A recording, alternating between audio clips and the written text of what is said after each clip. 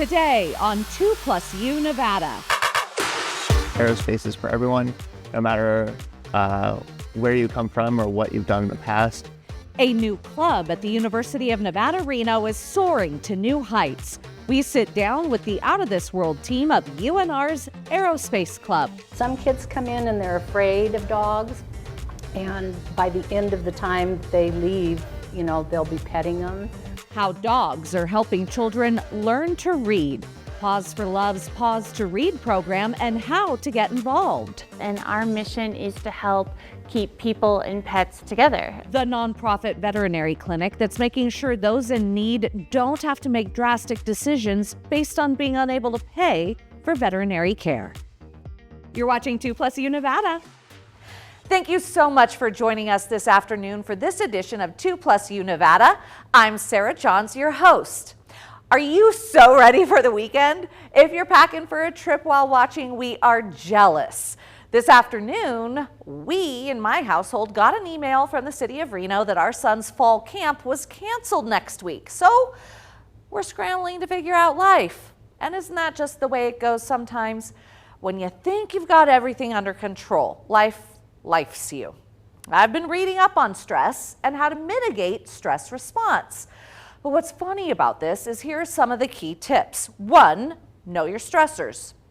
Yeah, I got that down. They're named Zach, Stella, and Dave. 2, start the day with low stress.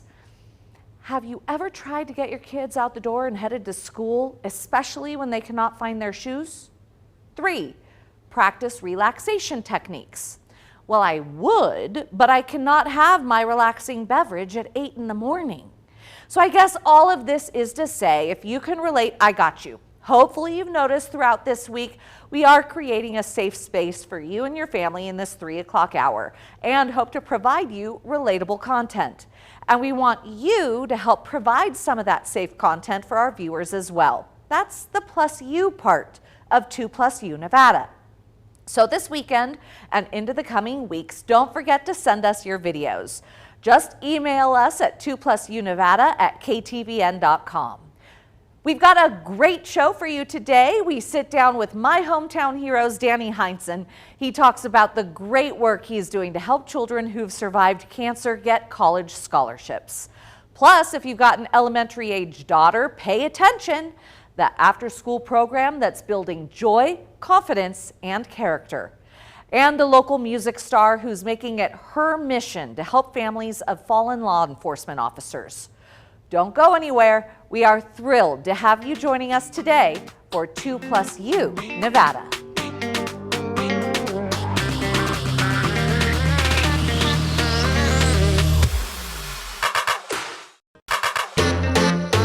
You are watching 2+U Nevada, and this afternoon we are joined by Vicki Taylor and Joan Bowman of Paws for Love. Most importantly, we have Cody here. You are being such a good boy, Cody. Oh, those eyes. Yes. Thank you both. Thank you all for joining us here today. We were so excited to have you on. First of all, because there's something so joyous about having a dog walk the halls of a business. Yeah. Tell me how you got started. I love that the program actually started with children and literacy. So Paws for Love was formed in 1997, and at that time our main program was Paws to Read. So Paws to Read, we serve the 8 main libraries in the county once a month on a fixed schedule. We provide a little library of books, and children who read to the dog then get to select a book to take home and build their own personal library. So that was our very first program. And Joan, I absolutely love that because as a mom of 2 elementary age kids, they get intimidated when it comes to reading out loud. And how is it, Vicki, Cody goes to the downtown library every month, right? Yes, and the Northwest. And the Northwest Library. What do you see when the children read aloud to Cody? They're wonderful. Some kids come in and they're afraid of dogs, and by the end of the time they leave, they'll be petting them, which is always amazing. But they sit and they sometimes put their arm around them while they're reading, or they're petting their legs. It's very cute. And Cody is such a good boy. Yes. Let's also talk about some other programs that you had. Paws on campus. And what I love, Joan, is you were just explaining to me that if there is an urgent need, you also have a crisis response team. That's correct. So we have a memorandum of agreement with the Washoe County School District and the counseling department. So we serve their mental health needs as a complement to the things that the counselors do. And if there's a death of a staff or a student and they need our dogs, then they call us out and we come in and we serve those schools for as many hours or days as is needed. And then in more general, we serve the school district again with their mental health needs at exam time or other, the start of school, the end of school. We also have an agreement with Truckee Meadows Community College, and we serve them during their summer bridge program or on a regular schedule again throughout the school year. And then sometimes we have special invitations from professors or student groups at UNR, and we go up and serve those groups as well. The crisis response team, how much notice are you given? And what's that team look like? So we might get a call the night before saying that you've had an unfortunate incident, can you dispatch some dogs? So we look at what part of town that's in and which of our team members are located nearest to that area. So that is one of our factors. We also look at who's most recently been called out and then try to call other people. We probably, Vicki, have about 20 to 30 people on the team? Yes. And so we rotate through those people.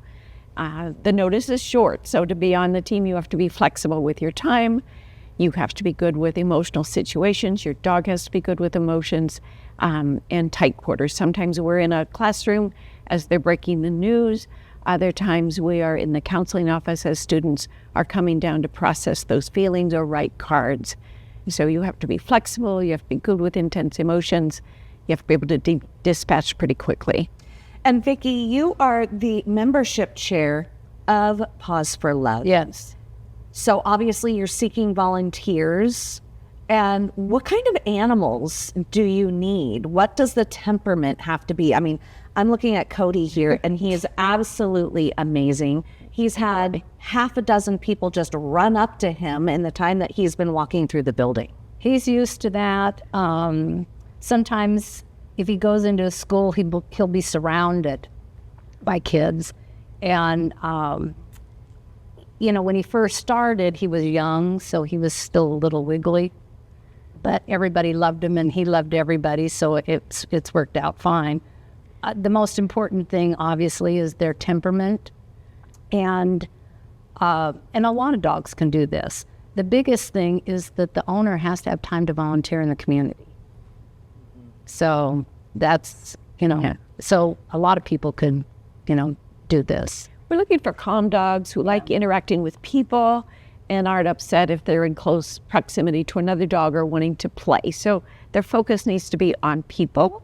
But, any calm dog with basic good manners, they know to sit, they know to lie down, they can walk nicely on a leash. We want them. Yes. Okay, so with that, where are you going, bud? Where are you going, When you Cody? said we want them, he's going someplace. When it comes to people who want to volunteer and have their dogs participating, how do they reach out to you? They can reach out through our website, pawsforlovereno.org. They can look at become a member. All dogs first must be certified by a national organization. So most of our dogs come from the Alliance of Therapy Dogs. There's a series of tests the dog and the handler must go through looking at that partnership. But it's a handling test where they'll touch the dog all over and be a little bit rough to be sure the dog accepts that. And then there's 3 to 4 observations on site in a medical facility or someplace else where we're just looking at the dog's willingness to engage. We're looking at the social aspects of the human. Are they willing to engage as well? So just those calm social dogs, it's not hard to pass. The vet has to sign off annually that your dog is healthy and able to do the task. Wonderful, ladies. Thank you for being here this afternoon. Cody, thank you for being such a good boy. You're watching 2+U Nevada.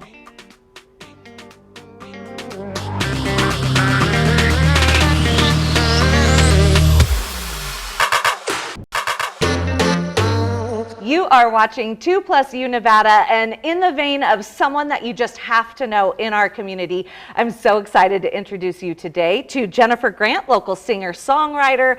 I mean, you are just awesome. And in researching your history, I had no idea that you've wanted to be a singer-songwriter since a childhood appearance on a regional idol competition. Talk about that. Oh yeah, since I was a little girl. And yeah, when I was just right out of high school, I did a local singing competition just because, and that was it for me. Totally, that was it. I wanted to sing. Since then, you have been on country radio as a DJ, as well as performing like awesome places, CMA Fest in Nashville, the Bluebird Cafe. Yes. I mean, that's amazing. Yes. You opened for Diamond Rio, Dustin Lynch, and you've got some new music out this year. I'm super excited, and all of my new music, I'm either just a writer on my own or a co-write on every single that I'm releasing. So I'm super excited. But yeah, it's very personal, but I think it's definitely some music that a lot of people can relate to. It is very personal. Sophia and I were jamming in our office this morning, listening to some of your songs, and they are fun. The one that did bring me to tears this morning was In Another Life, the story about your dad and what you two have missed in life. Talk to me about your dad, how he's influenced your music. My dad was the first person to introduce me to music. I actually have a really great photo of me on his lap with these great 80s headset on, and I'm listening to Foreigner. So he introduced me to bands like Foreigner, Boston, the Doobie Brothers, the Eagles, Fleetwood Mac, and he was just my inspiration behind it, and he was my biggest supporter.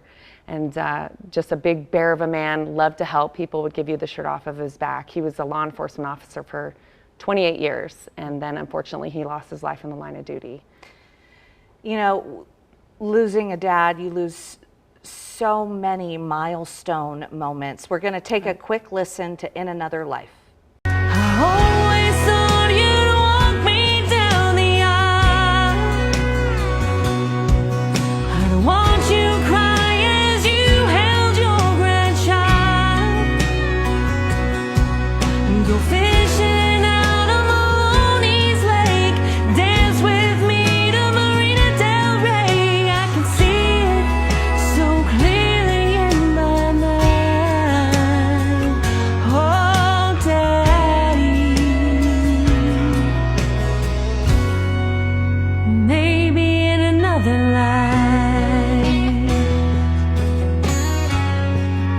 So talk to me about those milestone moments that this song references. You know, I was pretty young when my dad passed away, so it's those things you just don't think about. And now that I've lived them without him, you know, those are the things that are a big highlight for me that I missed out on and he missed out on that I wish we could have had together. So that's me having children.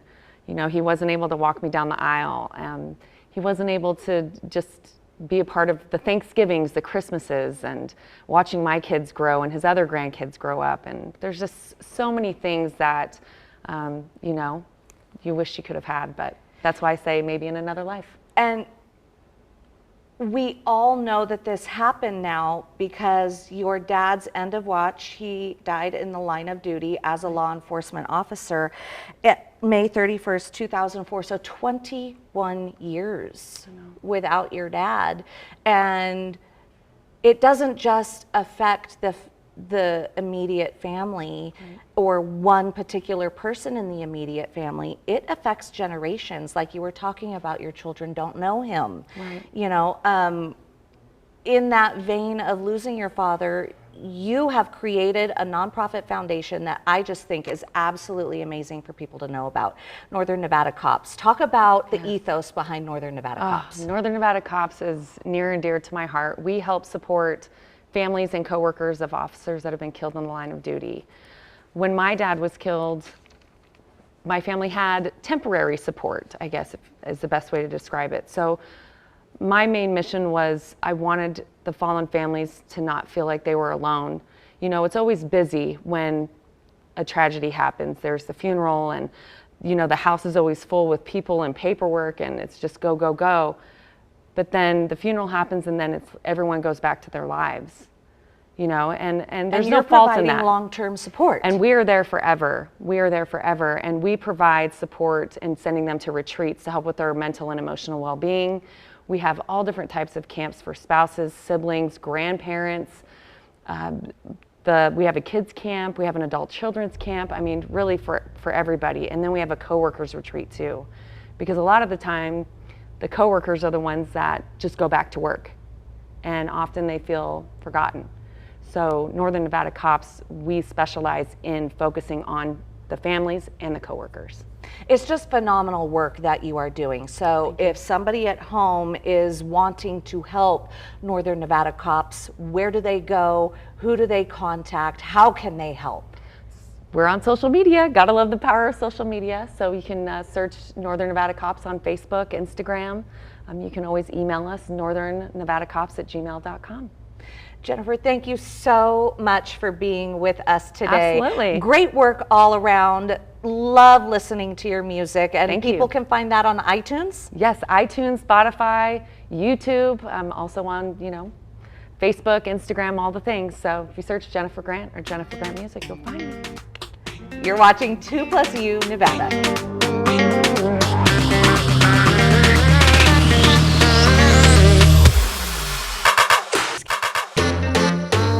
You are watching 2+U Nevada. So excited to have Danny Heinsohn here this afternoon with My Hometown Heroes. And Danny, you are just an inspiration for our community. Go into how My Hometown Heroes started. Hometown Heroes started the day after I was graduated from college with a degree in electrical engineering. I was planning to backpack Europe with my best friends, and a week and a half prior to that, I had these headaches that just wouldn't quit. Graduated on a Sunday, and I was supposed to be on a plane to Europe on Tuesday. And the day before I left, I was in the emergency room with my dad. And after 2.5 hours of testing, I found out that they found a tumor the size of a racquetball in my head. Had to be removed. I had to relearn how to walk and talk and tie my shoes. But it was those first 3 days in the hospital before I had the operation where I realized that this journey wasn't about me. It was about them, because if I'm gonna get through this, it's gonna be because of them. So they became my heroes, which 10 years later became the impetus to creating the My Hometown Heroes entity. That's fantastic. Such a great organization for children and teens, young cancer survivors. Explain the fundraising process and what My Hometown Heroes goal is for youth survivors. Absolutely. Well, so My Hometown Heroes, we serve young adult cancer survivors between the ages of 17 and 39 years old. So this is a time in their life where it's a major transition to go to college, but then when you're diagnosed with cancer as a young adult, that changes everything. Your life is put on hold. Everything's focused on the patient and the family to get through that. And the idea is you get through it and then you start living your best life. It doesn't mean you can't start living your best life while you're going through treatment. But the My Hometown Hero Scholarship Program is a platform of self-expression, not only for young adults who survive cancer, but it helps them, it creates a path for them and gives them confidence from everything that they've went through, that they do have support financially for them to pursue their dreams of a college education. And you are such a cool guy. Like, I've known you now for years, and every time I see you, you're a ray of light and sunshine.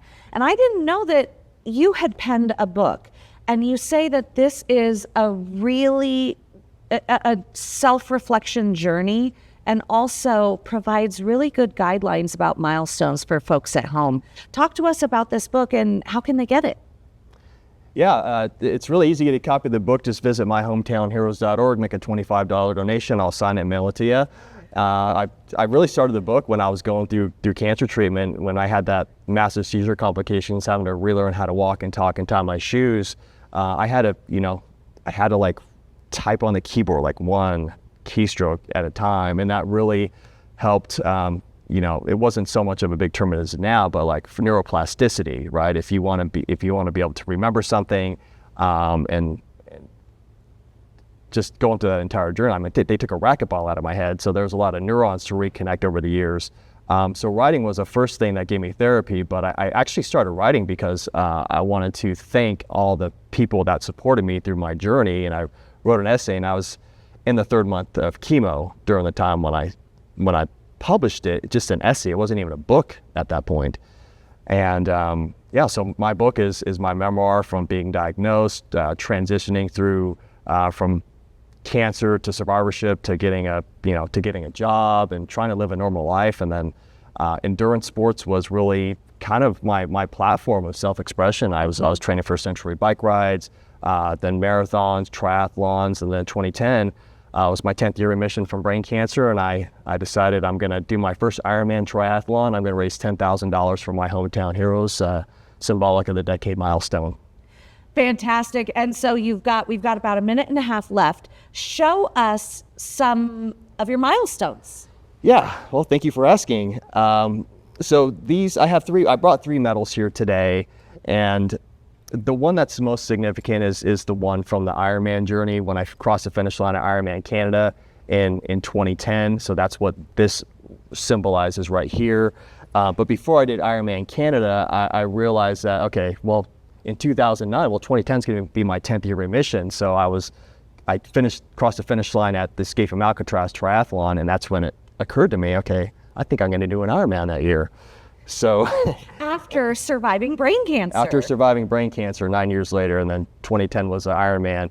And then I left so 2015 was the last year of my corporate job, and I completed the New York Marathon, and this is the medal for that. So when it comes to milestones, if you're looking for something that's tangible, something you can hold, I can look at these medals and have a story behind every medal. In about 30 seconds or less, tell folks at home, why are milestones so important to keep us going through the hard times? Well, we know that tomorrow is never guaranteed, right? So I think there's so much going on in the world right now, so many distractions that we really need to really focus in on the moment, and then we're engaged in the moment. Then we can live each moment to its fullest, regardless of what kind of adversity. We always have the choice on how we react or respond to adversity. My Hometown Heroes, how do people find you online? myhometownheroes.org. Danny, thanks for being here. You're watching 2+U Nevada.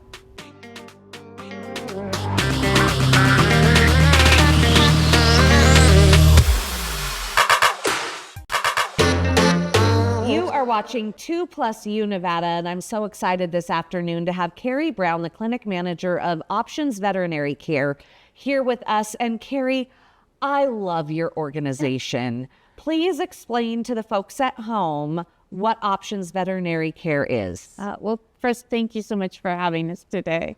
I'm so grateful to be here. Options Veterinary Care is the only nonprofit vet clinic in all of Northern Nevada. We've been in place for about 5 years, and our mission is to help keep people and pets together. About 75% of our clientele are seniors who are low income and who love their pets so much that they're often willing to go without their own needs to make sure their pets get the care that they desire. But they don't have to when they come to Options. We're able to help them with lower cost rates and even when needed, free services. I love that. So because you are a nonprofit and because you are helping people who otherwise would go without food for themselves, because we all, our pets are our family members, right? Our pets are our family members. So you're always seeking donations of either goods or of money. Correct. In order to keep us running and to keep the costs affordable to so many of our clients, anything helps, whether it's used towels or pet carriers or bedding or pet food. That all helps our clients maybe afford even the cost of a vaccine. And then monetary donations help us, pay for our staff or pay for medications when someone else cannot afford that. And talk to me about your staff, because I found it so cool. I toured Options a few months ago, and your staff is so committed to ensuring these pets survive. What kind of education does your staff have? Right. I am so proud of my staff. They are amazing, dedicated crew, and we would not be here without them. So our vets, we're able to offer a full range of services. We're not an emergency facility, but we're able to do pretty much everything else, from wellness to sick pet exams to spay neuters to major surgeries, including mass removals, bladder stone surgeries, cystotomies, and things like that. And our assistants are some of the sweetest people you'll ever meet. So many of our assistants are so dedicated to the mission and the need, not only in Nevada, but across this whole country, for qualified veterinary staff, especially veterinary technicians and veterinarians. Thanks to some generous donors and grants, two of our assistants are actually in tech and training programs to further expand their knowledge and to become licensed technicians. And two more of them are actually doing it on their own bill. And so we're super excited as to how driven everybody is to kind of keep pushing forward this field. And they're really dedicated and want to keep helping pets into the future. You get a lot of referrals from other veterinarians in town as well, right? Yes, we really try to be good neighbors. We understand that a lot of the other vet clinics don't have the luxuries that we have of being able to do grant writing, to work with some of these community partners that help us make it more affordable for our clients to afford veterinary care.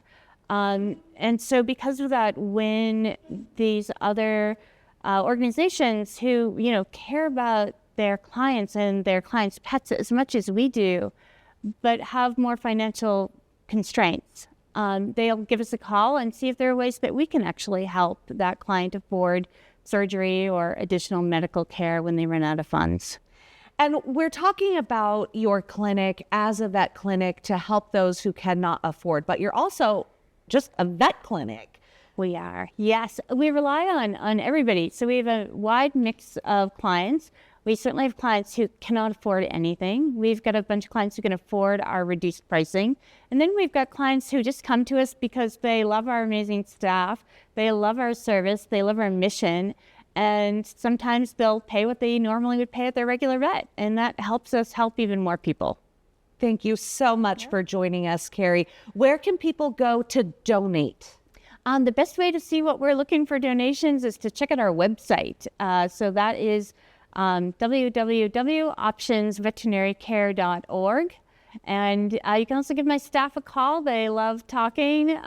So please call us at 775-499-3700 if your pet needs help. If anyone ever wants a tour, we're always open to that as well. So and your address on reach out.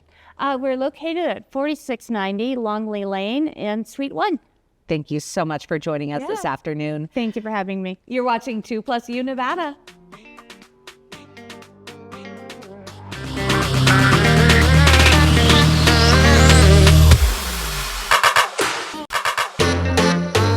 You are watching 2+U Nevada, and I'm so excited to have Joy Hoyer here, the Executive Director of Girls on the Run Sierras. Thanks for joining us this afternoon. Thanks for having me. I love your program. First of all, just so everybody knows, Joy and I are friends outside of work. So we've got a lot of fun stories and a lot of rapport, but I absolutely love your program and cannot wait for Stella to be a part of it. I cannot wait for your daughter to be a part of it either. Every girl needs to do this program. So explain broadly what Girls on the Run Sierras is. Girls on the Run, our mission is to inspire girls to be joyful, healthy, and confident while creatively integrating physical activity. We're not PE, we're not a running club. We are a club where we talk with girls about choices and consequences, how to find good friends, how to build healthy habits, and then, oh, by the way, we're physically active.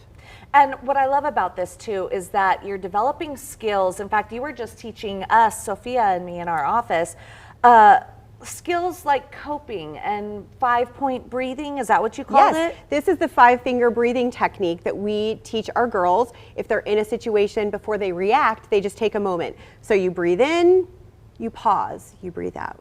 You breathe in, you pause, you breathe out, and you trace your fingers. And by the time you get to your pinky, hopefully you have your emotions regulated, and then you can respond, not just pop off with the first thing that comes to mind. I mean, hello, adults need to know this as well before we start typing a response to that email, right? Sure, Like, absolutely. do the 5-finger Yes. breathing. And if you do need to do multiple hands or do it over and over, you can absolutely do that as well. Your husband's talking in the kitchen. And you're like Yes. this the whole time. Yes, for sure. absolutely. Oh my gosh. Okay, so 3rd to 5th grade. Correct.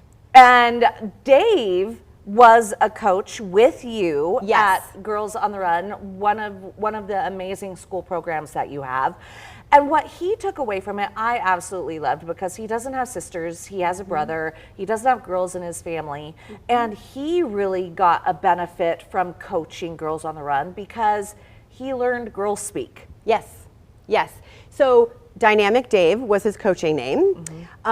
I think when I was watching Dave, it was just right after your daughter was born, and he wanted to learn girl language and what are girls going to be like as they're growing up. And he saw firsthand that they are wiggly, and they are energetic, and they are kind, and they're sassy, and they have opinions, and they have questions. And so I think it gave him, as a coach and now a father, that realm of how to answer them, how to be kind, how to be patient. But it was also really cool for the girls to see a male role model come and give of his time as a coach. Dave, having a brand new daughter, wanted to learn some of these skills, but it was really nice for them to see a man interacting and a man caring, because we all need positive male role models in our life as well as females. And I love your curriculum. I love that you're teaching girls to be kind to one another and not be mean girls. And go into some of the curriculum discussions that you have. Yeah, some of my favorite, well, there's 20 lessons in the course of the 10 weeks because we meet with them twice a week after school for 10 weeks. Some of my favorites are the I Can power, where you're identifying that the power that you have comes with it from within. Someone else can try to boost you up or break you down, but really your I Can power is within you. The next lesson is I can't yet. And so, or I can't yet. And so it's the yet shield. So I can't run a 5K yet. I can't climb the hill like my brother yet. So it's all of that waiting and that you'll get there. And so that's the patience, that's the 5-finger breathing. We talk about choices and consequences. If you make good choices, you have good consequences. If you don't make such good choices, you might have negative consequences. We talk about emotions. All emotions are good. They're not bad or good. They're comfortable or uncomfortable, and you need to have them all to have all of the feelings, and you need to have all of the feelings, but it's how you express them and how you react to those that's what's on you. I love this so much. So it's 10 weeks in the spring and in the fall. How many schools are you in? We're in 49 schools in Reno, Sparks, Carson, and Tahoe Basin. And this is 3rd through 5th grade. 3rd through 5th grade. So get your get your elementary school kids signed up. Yes. This is so empowering for Yes. our young women. Yeah. And you're really creating confident, well-rounded young women. I say it's economic development. We're wanting girls to walk up and shake your hand and say, hi, I'm Joy, nice to meet you. That's not necessarily happening all the time. We want them to be confident to try out for that team or that job ultimately. We want them to love this area, so if they go away to school or they stay here, they want to come back and do that. So we just want to empower them in as many ways as we can. And you mentioned I can't yet, but at the end of every 10 weeks, there's a 5K. There is a celebration 5K that is untimed because we don't really care how they finish. We just want them to finish. And so they come and they get celebrated. There's Girl Village. We paint their faces. We do their hair. And then they participate in a 5K. Some of them will run, and that's awesome. Some of them will walk or skip or jog or a combo of all of that. Everyone finishes. Everyone is celebrated, whether it's girl number 1 who crosses the finish line or girl number 400. Everyone is celebrated because they just accomplished their big goal. So Joy, if family members out there want to help volunteer or if they want to sign up their kiddos, you also have a summer camp. Where do they go? Girls on the Run Sierras.org. And your phone number? 775-298-0280. Joy Hoyer, thank you so much for joining us. Thank you, Sarah. You're watching 2+U Nevada.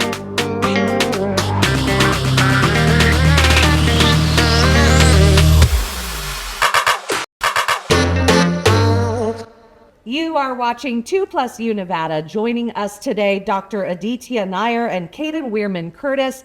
They're with the University of Nevada, Reno Aerospace Club.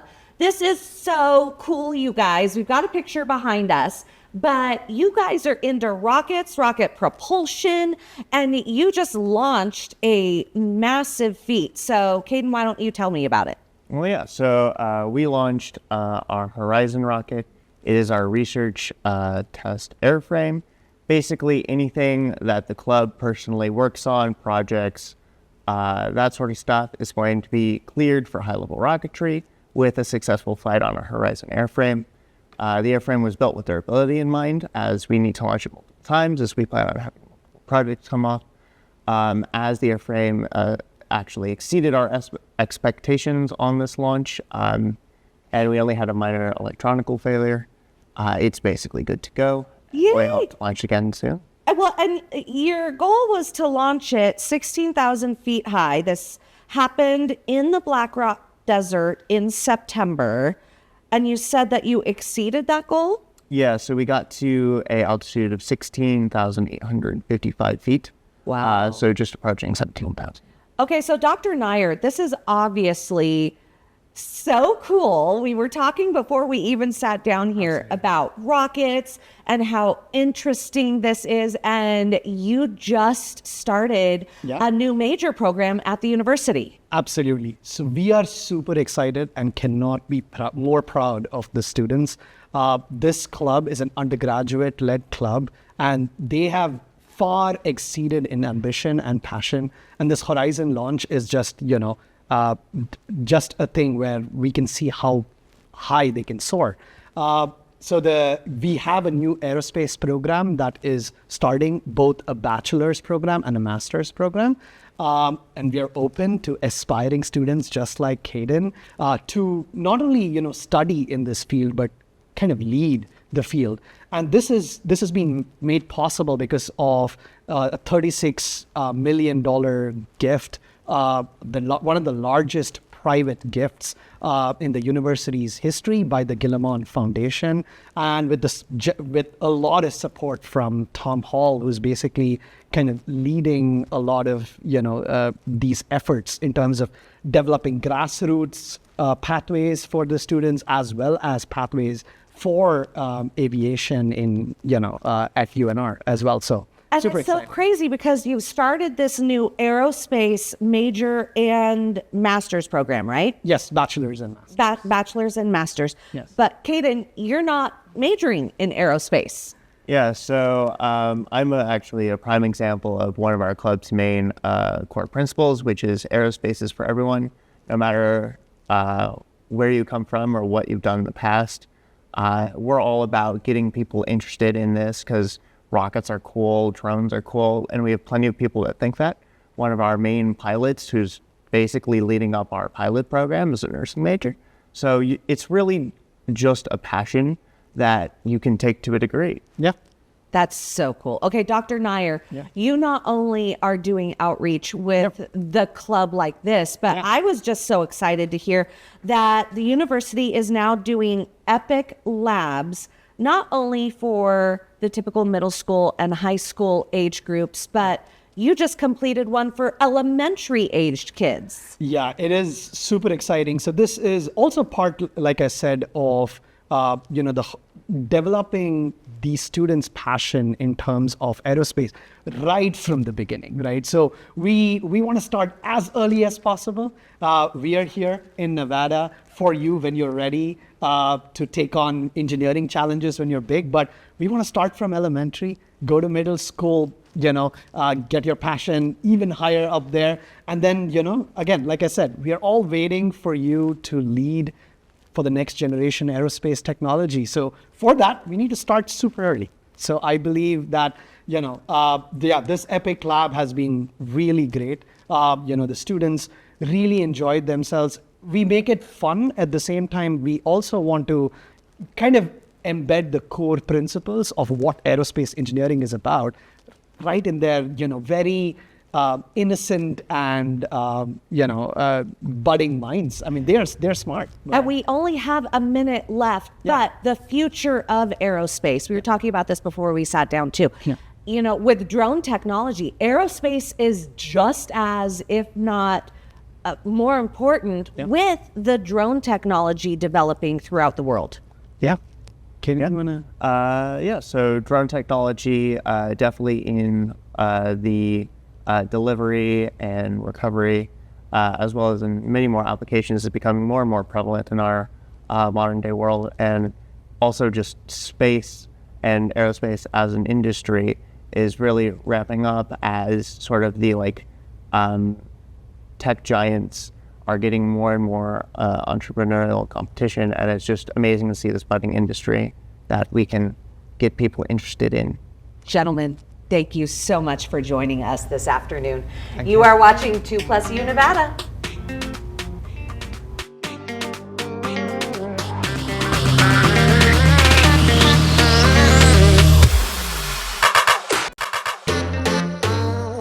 Okay, did you hear? There was a pretty big album released overnight or this morning, and a lot of people seem to care about it. Gwen Baumgartner reports Swifties are going wild for the life of a showgirl. Fans around the world gathered to celebrate. Super excited. Can't wait to listen to it. And lined up overnight to be the first to own a physical copy of Taylor Swift's latest album. This is so different from the last album, but in a really good way. The Fate of Ophelia kicks off the album. In reference to Shakespeare's Hamlet, the song appears to be a love letter about her now fiancé, Travis Kelce. And I have such uncomplicated feelings of joy about it. Breakups have inspired many of Swift's past albums. The pop artist told BBC Radio 1 she wasn't sure an album written while in love would come so easily to her. I used to kind of have this dark fear that if I ever were truly happy and free being myself and nurtured by a relationship, and what happens if the writing just dries up? Swift says her own personal favorite is Wish List, where she embraces her desire to settle down and have kids with the NFL star.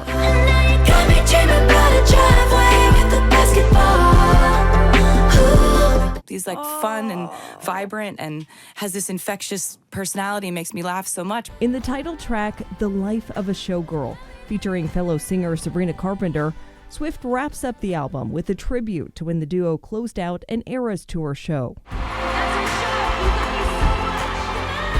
Gwen Baumgartner, CBS News, Los Angeles. That's a wrap on our first week of 2+U Nevada. Thank you for inviting us into your home this afternoon. We hope you're going to have a fantastic weekend, and we look forward to joining you every weekday at 3 for 2+U Nevada. 2 News Nevada starts now.